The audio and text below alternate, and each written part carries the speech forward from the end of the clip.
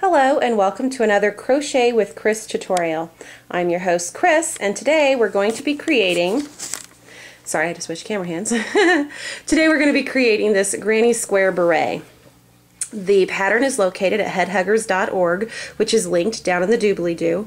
Headhuggers.org is a charitable project organization that allows people who craft, like knit, crochet, and sew, to create various types of head covers and head huggers. They send those in, and then they are sent to various facilities that treat people who are going through chemo treatment, and it allows the people to focus more on getting better rather than worrying about having a cold head. Because they've lost their hair.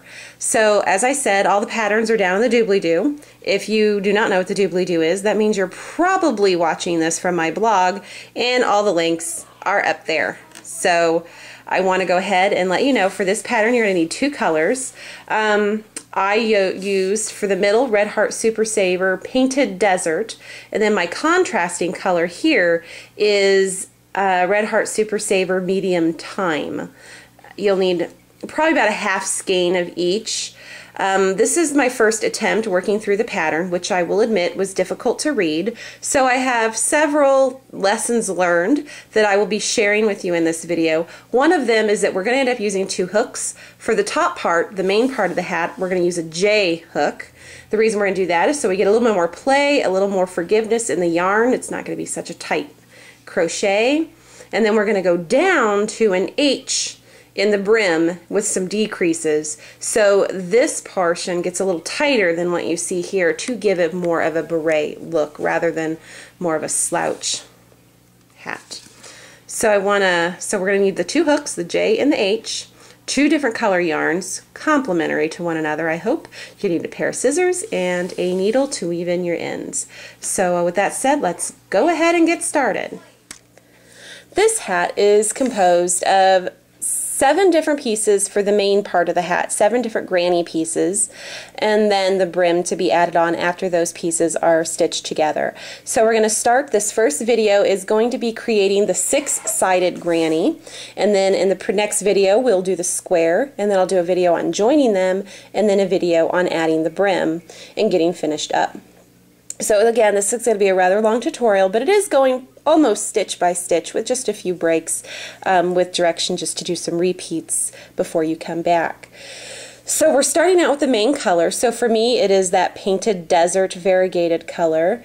The pattern itself is a little hard to decipher, so this is my best interpretation of the pattern just based on experience and just what made sense with the pattern. So we're starting out with using this J hook and the main color, which for me is the Painted Desert. I just want you to remember this tutorial is not to teach you how to crochet. I would say intermediate to expert to do this, not the pattern but for the video, because you need to know how to do some of the basic stitches, which are going to be double crochet, single crochet, slip stitch, in the chain. So if you are not familiar with how to do those on your own, then I would highly suggest just stopping this video and going and looking at some of my stitch videos. Again, I'd say open up the pattern, which is linked down if you're on YouTube and up if you're on the blog. So we're going to go ahead and start out with the 6-sided granny, and these grannies are made a little different than what I'm used to doing, which made interpretation a little more interesting. So to start it out, we're going to chain 5. 2, 3, 4, 5, and we're going to slip stitch to join to make a ring.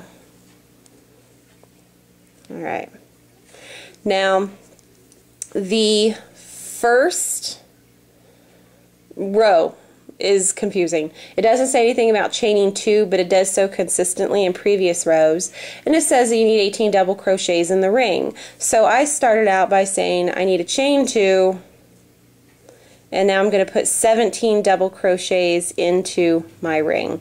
It does get a little tight, but you know, that's just how it's going to work out. So now we need to do 17 double crochets. So there's 1, 2,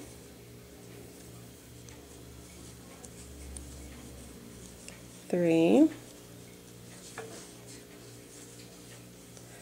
4, 5, 6, 7,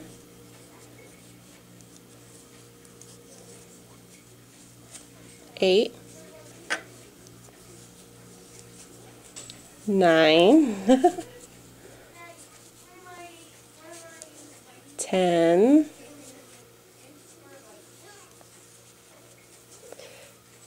11, 12, 13,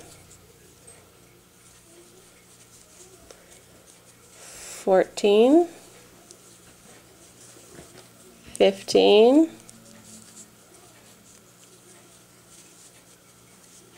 16, 17.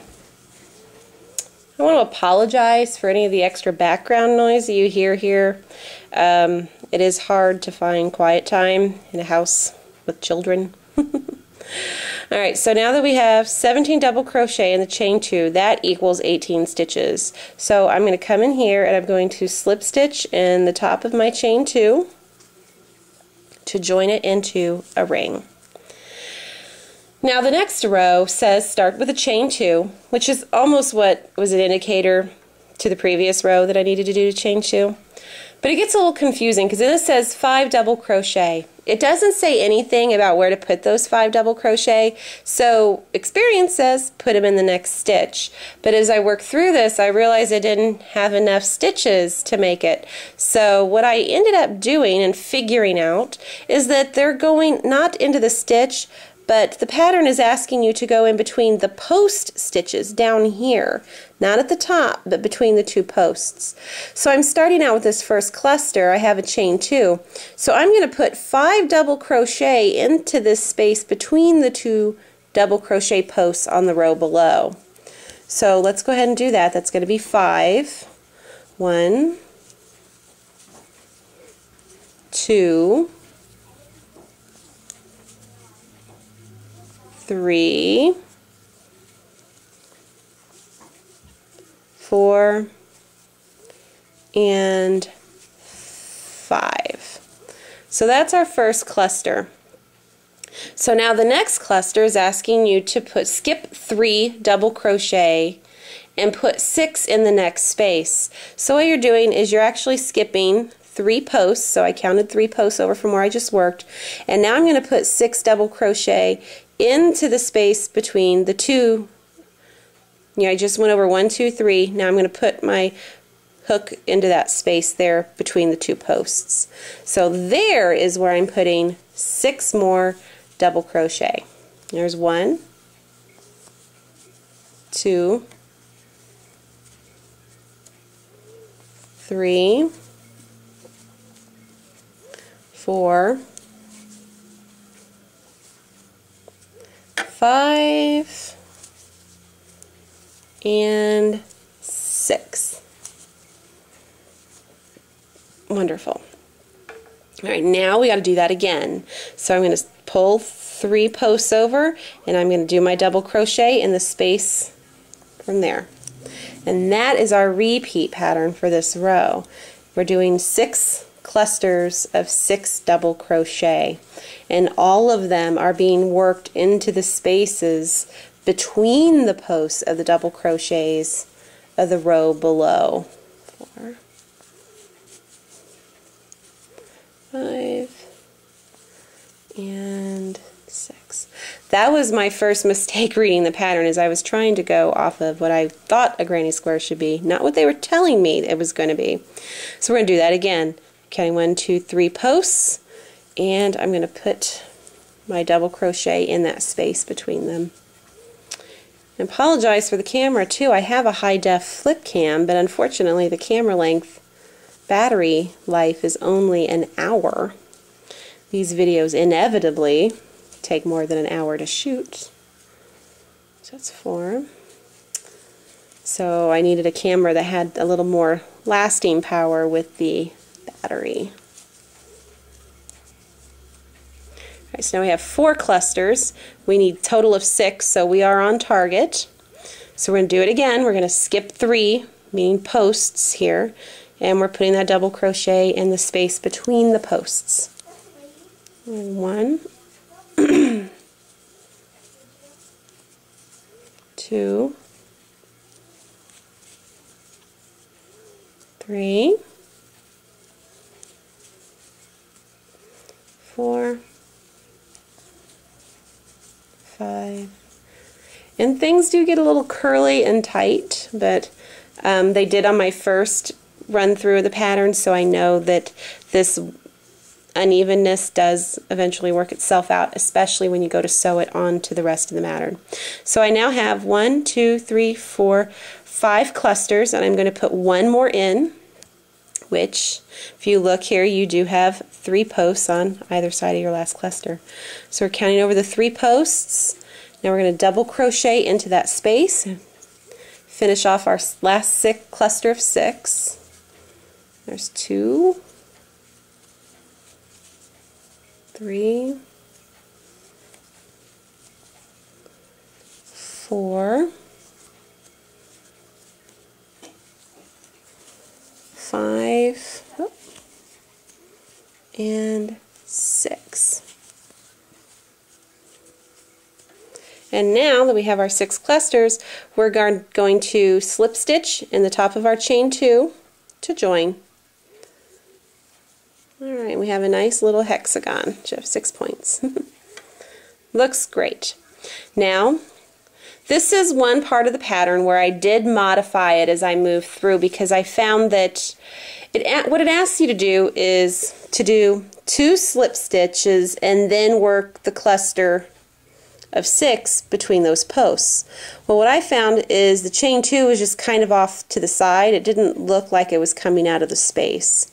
So I am going to do, as the pattern suggests, 2 slip stitches in the next 2 stitches, which is the traditional definition of stitch. The top of those double, you're working over towards the middle is what you're doing. But what I'm going to do, as my lessons learned, is I'm going to do a 3rd slip stitch into the middle between those 2 posts. If you look, the cluster of 6, we're working in the middle sense, so you have 3 and 3. So I'm going to put a slip stitch in that space where I'm going to be working those double crochets. And now I'm going to do my chain 2.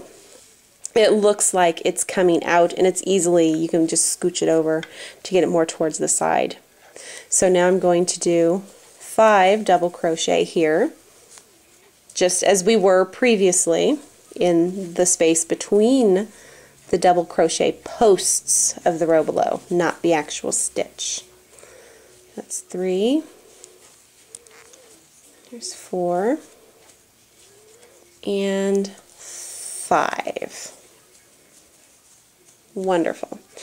Now, in the spirit of granny squares, from the previous row where we went from one cluster to another, where the 2 clusters meet, a little space was formed, just like traditional granny squares. So in this space, I'm going to work 3 double crochet.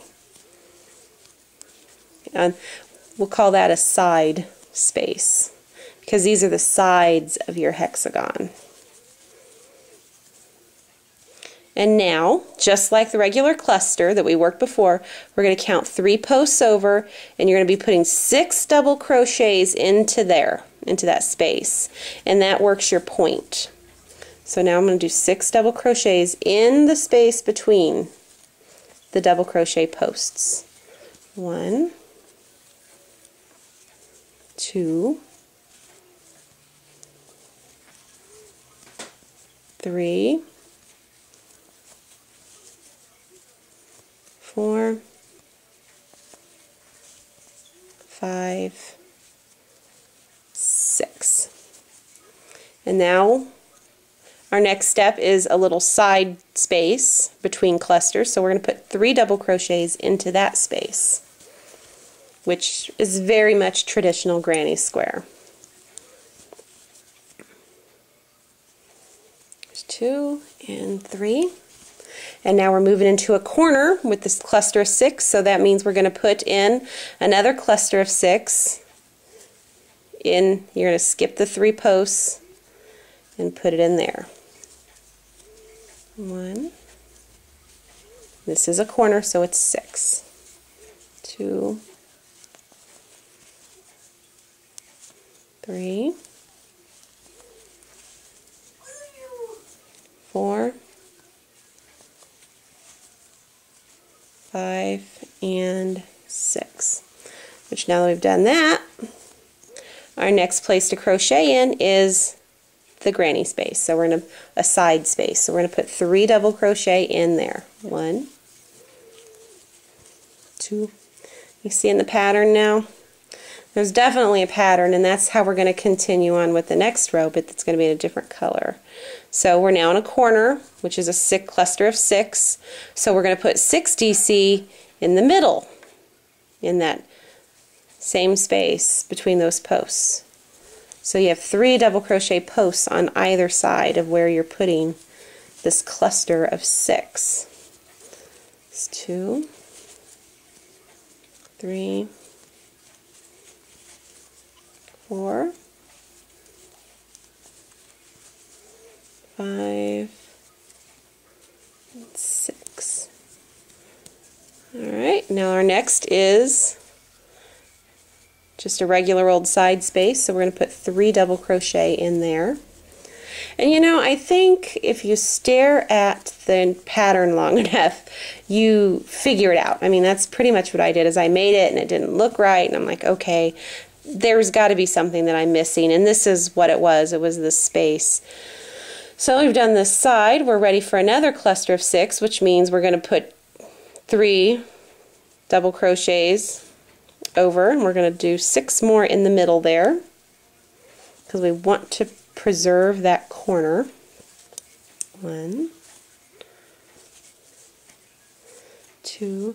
I do like working with granny squares. I've done so many different types of patterns. I think that helped facilitate my reading this one, but I will say the pattern itself is kind of difficult to read, so I think that they're going to be rewriting it just to make it a little more user-friendly. So now I'm going to put another, we finished that cluster 6, now we're ready for a cluster 3 in the side hole there. 1, 2, and 3. And now we have a cluster of 6, so we're going to count 3 posts over and do another cluster there in between the posts. So there's 1, 2. I need to work on keeping my work straight and in the middle of the camera. There's 4, 5, and 6. And the last thing we need to do is in this side space do 3 double crochet. 1, 2, 3. And we're going to slip stitch over here in the chain 2 that we started out with to join. And now while the pattern did not tell me to, I did tie off here because we're going to switch colors, and it's only 1 row of the green, and we're not returning back to this variegated color, to the main color again. So we're going to go ahead and pull out. Now it does ripple, see that? But it also, when you put a little pressure to it, it does flatten out, and when you take it and you sew it to the main other pieces, it definitely straightens out. So now that I've tied that off, I've gotten that variegated color, I'm going to take my contrasting color, which in my example on the head, on the dummy head, was the medium thyme. So I attach it to my hook, and then I'm going to go into where I left off, that same cluster. I'm just going to do a slip stitch and join it into the piece in that middle where I would have started my cluster. So I'm going to go and slip stitch that on. So now I'm in the middle of a cluster 6. Now if you, oh, what did I do? Oh, yarn was caught on something. So you're in this cluster of 6, which is a corner. So we need to chain 2 and do 5 double crochet into that same space. 1, 2, 3, 4, and 5. And now when we look at this, it's pretty much the same pattern as the previous row before. Everywhere that you have a space on the side, a side space, you're going to put 3 double crochet in. And then when you get to a cluster of 6, because it's a corner, you're going to find the middle between the posts and do another cluster of 6. So I'm going to finish this side and then I'm going to go ahead and let you finish the rest. So when we start the next video, you should have your whole hexagon, because this contrasting color is the last round on this piece. So into the side holes, the space, I'm going to do 3 double crochet.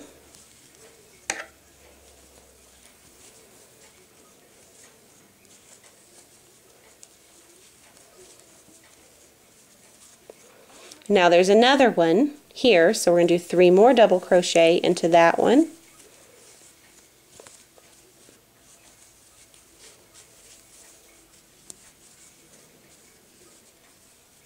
And that brings you to a corner. And in that corner you're going to pull over the 3 posts on that, see, the 1, 2, 3, and in that space between these posts here is where you're going to do another cluster of 6 double crochets. 1, 2, 3, 4,